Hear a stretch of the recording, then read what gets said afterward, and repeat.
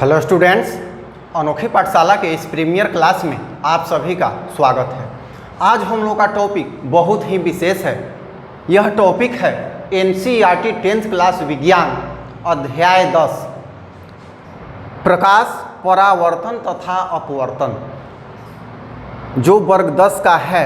और आज हम लोग बिहार बोर्ड परीक्षाओं में पूछे गए वस्तुनिष्ठ प्रश्न, तो आज इम्पोर्टेंट इसलिए है कि आज वैसे प्रश्नों पे हम लोग डिस्कस करेंगे, वैसे प्रश्नों पे हम लोग क्विज करेंगे, वैसे प्रश्नों का हम लोग आंसर देंगे जो बिहार बोर्ड में पूछे जा चुके हैं। अर्थात ये बहुत ही अति महत्वपूर्ण प्रश्नोत्तर होंगे। तो चलिए आज हम लोग प्रारंभ करते हैं। आज है भाग 1।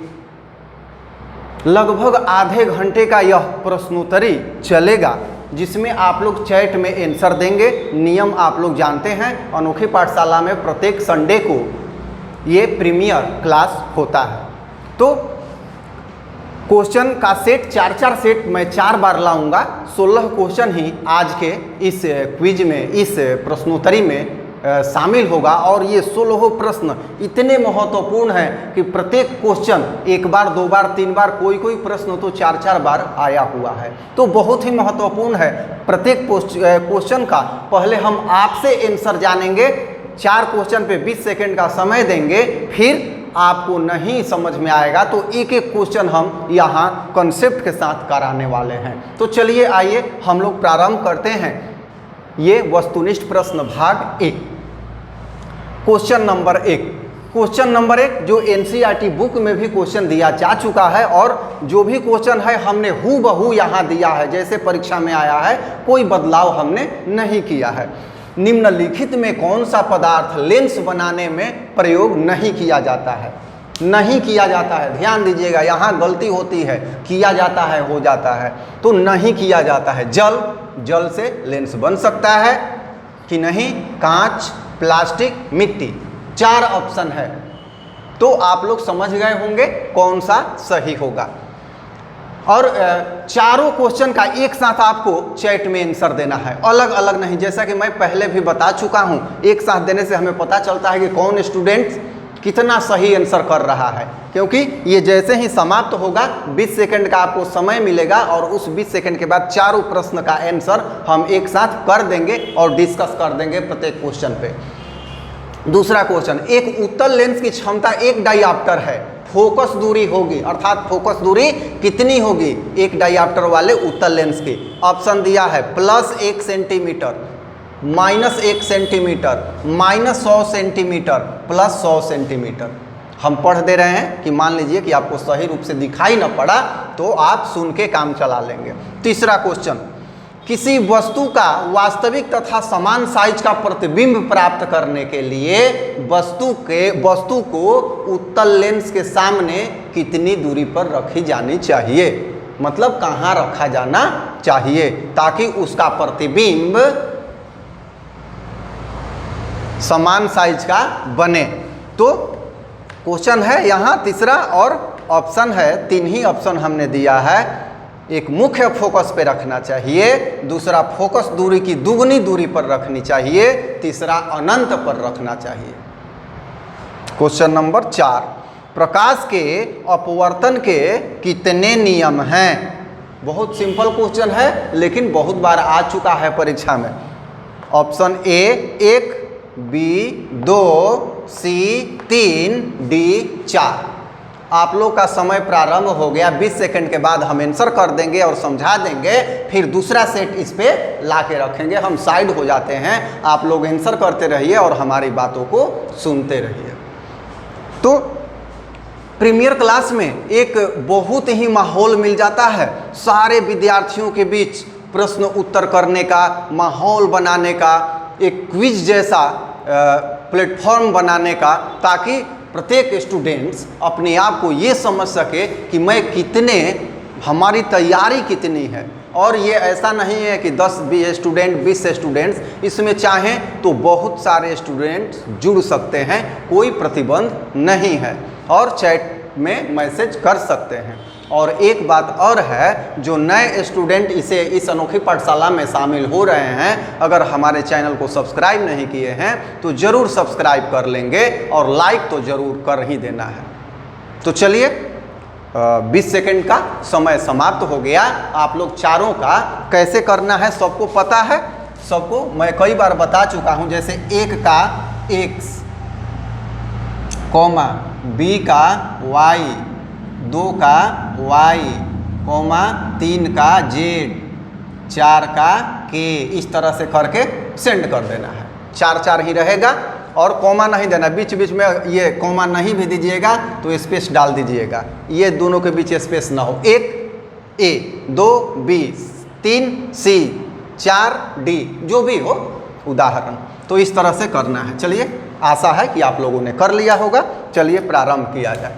निम्नलिखित में कौन सा पदार्थ लेंस बनाने में प्रयोग नहीं किया जाता है? आंसर आ गया होगा, कई बार हमने अपने कोचिंग में भी इसे कर दिया है और जो क्लास हमने कराया है लाइव क्लास, उसमें भी इस पे डिस्कस हो चुका है। तो मिट्टी से हम लेंस नहीं बना सकते।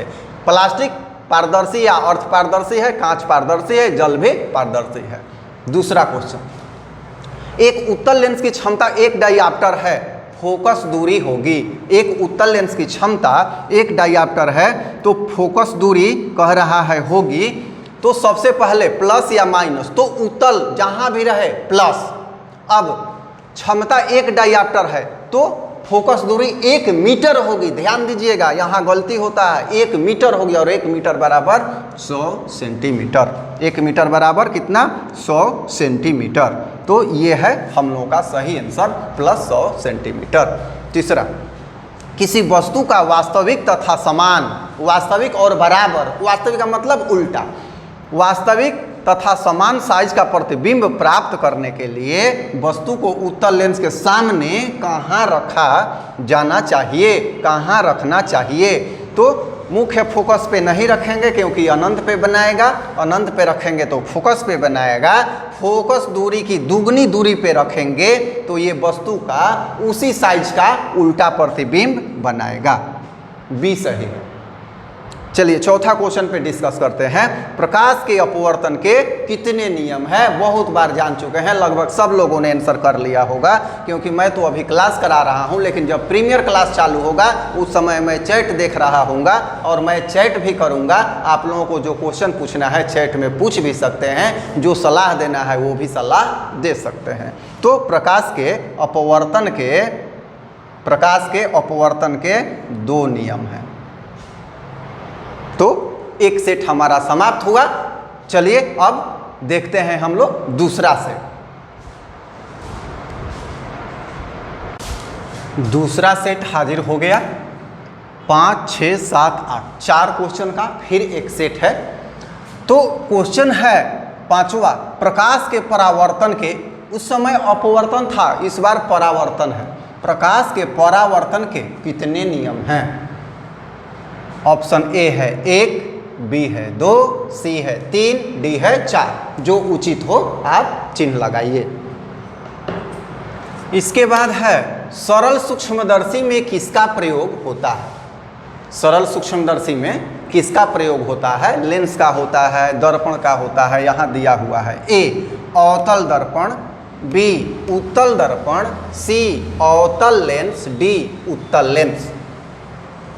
तो अपने स्व विवेक का काम लेना है। 7 नंबर, किसी माध्यम के अपवर्तनांक का मान होता है।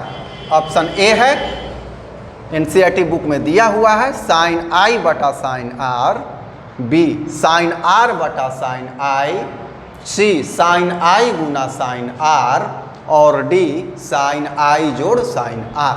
तो जो उचित है आप चैट में मैसेज कीजिएगा। 8वां क्वेश्चन, गोलीय दर्पण के फोकसांतर अर्थात फोकस दूरी और वक्रता त्रिज्या में संबंध होता है। ए है r बराबर 2f, f है r, f बराबर r, c है f बराबर 2 बटा r। ध्यान दीजिएगा, मिस्टेक होता है, ये नहीं समझ लेना है कि r बटा 2, f बराबर 2 बटा r है, और d r बराबर f बटा 2। R बराबर F/2। तो गोलीय दर्पण के फोकसांतर और वक्रता त्रिज्या के बीच संबंध करना है। ये कोई एक अपना चुनिए। 4 क्वेश्चन है, 20 सेकेंड आपको दिया जा रहा है। जिस तरह से बताया गया है चैट करना है, उस तरह से चैट लिख के और सेंड कीजिए। बहुत ही इम्पोर्टेंट क्वेश्चन है, कंसेप्ट वाला क्वेश्चन है। कंसेप्ट जिनका क्लियर होगा सभी लोग क्वेश्चन का आंसर कर पाएंगे। और ये एक और भी बढ़िया होता है इस परिप्रेक्ष्य में कि सारे लड़कों को एक साथ अपना तारतम्य बनाने का मौका मिलता है, देखने का मौका मिलता है कि कौन कितना आंसर कर रहा है। और सभी का आंसर हम अभी करेंगे और सब पे ज़रूरत होगा तो डिस्कस भी होगा। चलिए जल्दी किया जाए।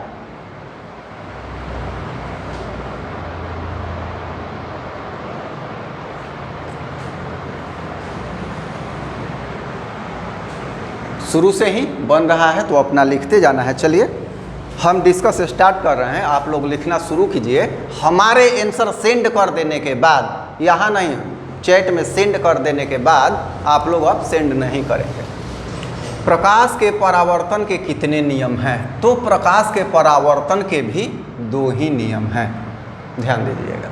सरल सूक्ष्मदर्शी में किसका प्रयोग होता है? तो सरल सूक्ष्मदर्शी में लेंस का होता है। और लेंस में कौन लेंस होता है? तो देखिए सूक्ष्मदर्शी का क्या काम है? बड़ा करना, छोटे को बड़ा दिखाना। तो छोटे को बड़ा कौन सा लेंस दिखाता है? उत्तल लेंस दिखाता है। अब है किसी माध्यम के अपवर्तनांक का मान होता है sin I बटा sin R, sin R बटा sin I। ये है इतना, ये 2 ऑप्शन और है। तो हम जानते हैं यहाँ पे NCERT में स्पष्ट है कि sin I बटा sin R, ये I है आपतन और ये है जो निर्गत होता है, निकलता चला जाता है, उसमें अपवर्तन कोण। तो इस तरह से इसका A होगा। 8वां, गोलीय दर्पण के फोकस दूरी और वक्रता त्रिज्या में क्या संबंध है? तो 4 ऑप्शन बना के दिया हुआ है। तो एक यहाँ होता है F = R/2। तो 2 से गुना कर देंगे तो क्या हो जाएगा? R बराबर 2F भी होता है। तो यहाँ दिया हुआ है R बराबर 2F। और ये हमने इसलिए लिखा है कि देखिए यहाँ हड़बड़ी में गलत होने का चांस होता है, हम समझ बैठते हैं कि R/2 ही है। तो इस तरह से ये ऑप्शन A इसमें सही होगा। तो चलिए आप लोग मिला लिए होंगे, चैट में चला गया होगा मेरा भी मैसेज और आप लोग मिला लिए होंगे। तो अब इस 4 क्वेश्चन के बाद फिर अगले 4 क्वेश्चन का सेट डालते हैं और देखते हैं उसमें आप लोग कितनी सहभागिता निभाते हैं। चलिए देखा जाए अगला सेट। अगला सेट 4 क्वेश्चन का आ गया हमारे सामने। Question number 9, question number 10, question number 11, question number 12। ये भी सभी महत्वपूर्ण प्रश्न हैं और सभी परीक्षा में पूछे गए हैं। तो चलिए 9 नंबर क्वेश्चन हम लोग देखते हैं। 1 मीटर फोकस दूरी वाले उत्तल लेंस की क्षमता होगी। 1 मीटर फोकस दूरी वाले उत्तल लेंस की क्षमता कितनी होगी? A -1 डायऑप्टर, B +1 डायऑप्टर, C 2 डायऑप्टर और D 1.5 डायऑप्टर। तो इनमें से जो उचित हो आप लोग आंसर करेंगे। 10 नंबर क्वेश्चन, समतल दर्पण द्वारा बनाया गया प्रतिबिंब हमेशा होता है। अर्थात समतल दर्पण द्वारा जो प्रतिबिंब बनता है वो हमेशा किस तरह का बनता है? पहला है वास्तविक, दूसरा है काल्पनिक, C है वास्तविक और काल्पनिक दोनों, और D हो सकता है इनमें से कोई नहीं। तो जगह के अभाव में D ऑप्शन नहीं, 3 ही ऑप्शन हमने दिया है और 3 ही में से जो उचित है, इसी में से उचित है, तो आप आंसर कीजिए। 11 नंबर क्वेश्चन, किस दर्पण से वस्तु का आवर्धित प्रतिबिंब प्राप्त होता है? आवर्धित मतलब बड़ा। वो कौन सा दर्पण है जिससे वस्तु का हम बड़ा प्रतिबिंब प्राप्त कर सकते हैं? ऑप्शन ए है उत्तल दर्पण, ऑप्शन बी है अवतल दर्पण, ऑप्शन सी है समतल दर्पण, ऑप्शन डी हो जाएगा इनमें से कोई नहीं। तो इन तीनों में से जो उचित हो आप चैट करें, चैट में आंसर दें। 12 नंबर क्वेश्चन, काल्पनिक प्रतिबिंब हमेशा होता है, कैसा होता है? तो सीधा, उल्टा, तिरछा, इनमें से कोई नहीं। ये आपको आंसर करना है कि काल्पनिक प्रतिबिंब कैसा होता है। तो इन चारों में से जो उचित हो आप आंसर करें। मैं व्हाइट बोर्ड के सामने से हट रहा हूं और 20 सेकंड का समय प्रारंभ होता है। आप लोग चैट कीजिए, बातों को सुनते रहिए। बहुत ही अच्छा है मिलजुल के करना, और हम यहाँ संयोजक के रूप में आप लोगों के मुश्किलों को आसान करने की भरपूर प्रयास करेंगे, भरपूर कोशिश करेंगे। तो चलिए देखिए आप लोग,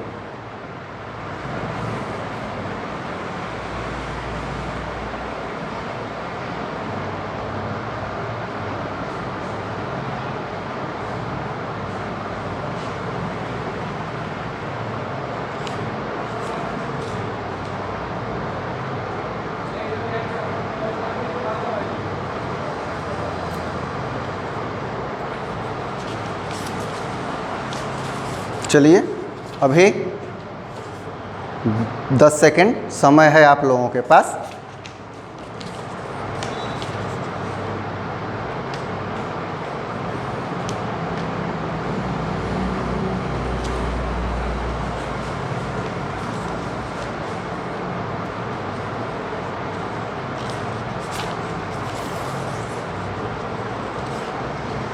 जल्दी जल्दी सब लोग कर लें।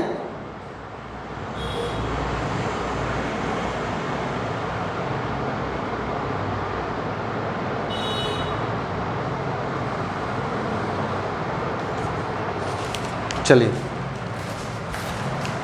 1 मीटर फोकस दूरी वाले उत्तल लेंस की क्षमता होगी।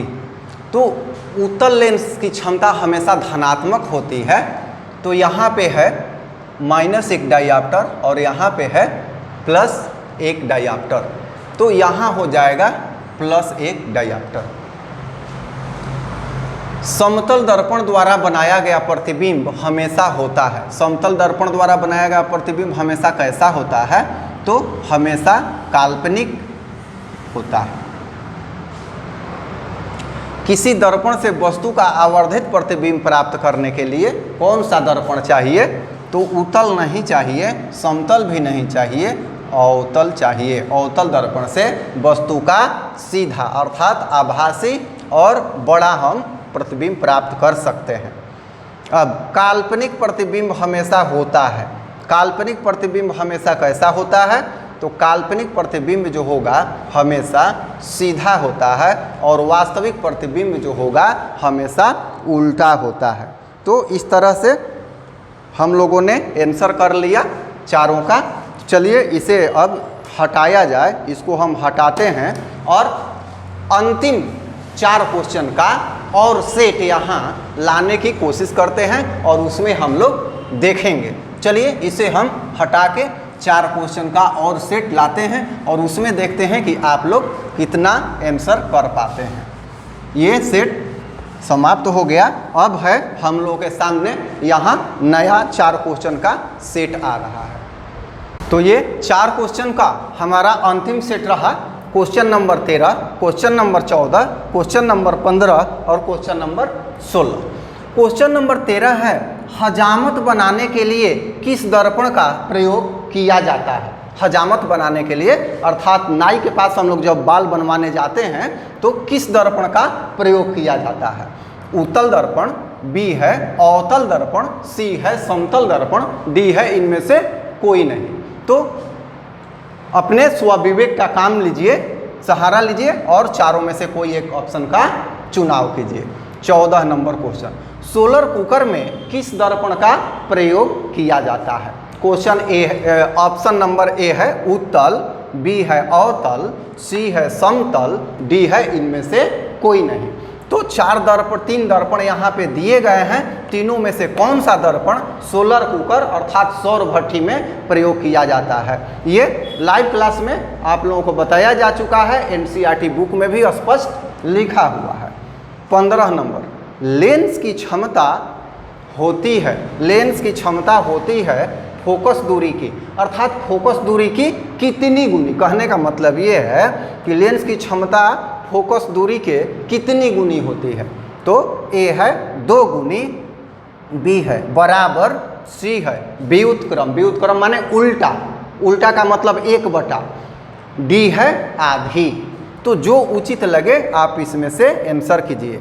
16 क्वेश्चन, दंत विशेषज्ञ मतलब दंत विशेषज्ञ का मतलब दांत के डॉक्टर मरीजों के मुंह में देखने के लिए किस दर्पण का प्रयोग करते हैं। कौन सा दर्पण है जिससे दांत के डॉक्टर डेंटिस्ट जो है मरीज के मुंह को देखने का काम करते हैं। ऑप्शन ए है उत्तल, बी है अवतल, सी है समतल, डी है इनमें से कोई नहीं। तो जो उचित लगे आप कि देखिए कौन सा सही होगा। आपके पास 20 सेकंड का समय स्टार्ट होता है, तब तक देखते रहिए और सुनते भी रहिए। तो इस तरह से ये प्रीमियर क्लास जो है एक बहुत ही अच्छा प्लेटफॉर्म बन जाता है छात्रों को एक दूसरे से इंटरेक्शन करने का, सही आंसर करने का, और बहुत कुछ अगर इसमें से 50% भी करते हैं तो जितना भी क्वेश्चन आज हम लोगों ने देखा, ये भाग 1 है, भाग 2 भी आएगा, तो ये सभी बिहार बोर्ड परीक्षा में 2 बार 3 बार 4 बार आए हुए प्रश्न हैं, अर्थात इन प्रश्नों की आने की बहुत ही प्रबल संभावना है। तो आ जाएगा तो ठीक ही है, नहीं भी आएगा तो सब क्वेश्चन का एक एक करके हम आंसर बता रहे हैं और समझा भी रहे हैं। तो चलिए 5 सेकंड और इसके बाद हम आंसर कर देंगे, आप लोग चैट में आंसर कर दीजिएगा। और बाय द वे जो स्टूडेंट्स ये क्वेश्चन देख रहे हैं, प्रीमियर क्लास देख रहे हैं और हमारे चैनल को सब्सक्राइब नहीं किए हैं तो ज़रूर सब्सक्राइब कर लेंगे, क्योंकि इससे उनको बहुत ही फ़ायदा मिलने वाला है। इस अनोखी पाठशाला चैनल से बहुत ही फ़ायदा होने वाला है, क्योंकि हम एक कोचिंग के संचालन के साथ साथ इस चैनल का संचालन भी करते हैं। तो कुछ नज़दीकी स्टूडेंट्स तो हमारे पास आ सकते हैं, किंतु जो दूर दराज के स्टूडेंट्स हैं इस चैनल से हमारे पाठ्य शैली का लाभ उठाएं। तो चलिए प्रारंभ किया जाए। हजामत बनाने के लिए तो जाहिर है कि दाढ़ी बाल बनाने में वैसे दर्पण का प्रयोग किया जाएगा जो बड़ा फिगर दिखाए, तो अवतल, अवतल इसमें उचित होगा। अब है 14 सोलर कुकर। तो अनंत से आने वाली किरणें जब उस दर्पण से टकराएं और टकराने के बाद एक जगह अभिसरित होनी चाहिए, तो वो किस दर्पण से हो पाएगा? अवतल से। सोलर कुकर में अवतल दर्पण का प्रयोग होता है ताकि वहाँ जिस बिंदु पे सूर्य की किरणें जो आती हैं एक जगह अभिसरित हो तो वहाँ अधिक से अधिक ताप पहुँच सके। अब आइए 15 नंबर, लेंस की क्षमता होती है फोकस दूरी की कितनी गुनी? फोकस दूरी की कितनी गुनी? दुगनी बराबर व्युत्क्रम आधी। तो हम जानते हैं एक सूत्र है कि लेंस की क्षमता P बराबर 1/f। तो ये है फोकस दूरी, यह है क्षमता। व्युत्क्रम इसे 1/f को व्युत्क्रम बोलते हैं। तो ये है आंसर होगा यहाँ C। 16 नंबर, दंत विशेषज्ञ मरीजों के मुंह में देखने के लिए किस दर्पण का प्रयोग करते हैं? तो मुंह में देखने के लिए वैसे दर्पण का प्रयोग किया जाए जो बड़ा फिगर दिखाए, बड़ा चित्र दिखाए। तो वो किससे संभव है? उत्तल से संभव नहीं है, समतल से नहीं है, अवतल से संभव है। तो इस तरह से आपने, हमें आशा है कि अब जब हम चैट करेंगे तो उससे पहले आप सभी ने चारों क्वेश्चन का चैट कर दिया होगा। और चैट गलत भी हो जाए तो मैं बार बार कहता हूँ, मिटाना नहीं है, इससे छात्रों का मूल्यांकन होता है हमारे पास कि कितनी और पढ़ाई में बदलाव करनी है, समझाना है। मुझे आशा है कि आप लोगों को ये प्रीमियर क्लास अच्छा लगता होगा तो कमेंट में ज़रूर लिखिएगा। और अगर किसी टॉपिक विशेष पे, अध्याय पे, साइंस हो, मैथ हो, मतलब साइंस का मतलब फिजिक्स, केमिस्ट्री, बायोलॉजी, किसी में से जो पढ़ाई हो चुका है उस टॉपिक से प्रीमियर क्लास कराना हो तो आप कमेंट में ज़रूर लिखिएगा, मैं उस पर बोर्ड मॉडल क्वेश्चन सेट करके प्रीमियर क्लास कराऊंगा। जनरली संडे को 8 बजे शाम में प्रीमियर क्लास होता है। तो फिर आज के बाद फिर अगले संडे को हम लोग प्रीमियर क्लास में ज़रूर मिलेंगे। मेरी आशा के अनुरूप आप लोग कमेंट में अपना आंसर ज़रूर कीजिएगा। तब तक के लिए आप सबों को बहुत बहुत आशीर्वाद, बहुत बहुत धन्यवाद।